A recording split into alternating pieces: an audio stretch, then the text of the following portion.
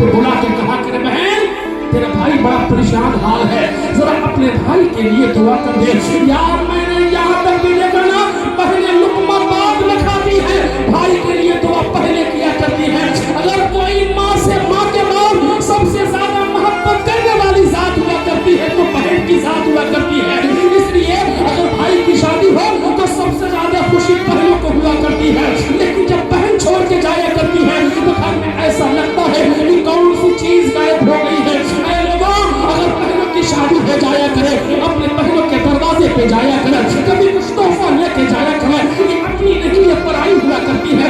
आज 20 साल तक अपने बाप के साथ में रहती है, बाप कभी नमक ला के दे दिया, बेटी ने खा लिया, कभी सूखी रोटी दे दिया, बेटी ने खा लिया। मैंने कहा था कि बाप उस वक्त सबसे ज्यादा नहीं रोता जब बेटी का इंतकाल होता है, उस वक्त सबसे ज्यादा रोता है जब अपने सामने अपने बेटी को, अपने घर को छोड़ के जाते हुए देखता है। लोगों ने पूछा था आप अपनी बेटी के जाने के गम में आंसू बहा रहे हैं, आप रो रहे हैं। एक बाप कहता है आज तक मैंने अपनी बेटी के सामने सूखी रोटी पेश किया था, मेरी बेटी ने मुस्कुरा के खा लिया था। मैं 500 रुपया मजदूरी किया करता था, लेकिन जब घर पे आता था ना तो मेरी बेटी ऐसा लगता था कि कोई शहजादी दौड़ के आती है, कभी हाथ धुलने के लिए पानी लाती है, कभी पैर धुलने के लिए घर चलाती है, कभी मुंह पोंछने के लिए टावल लाती है।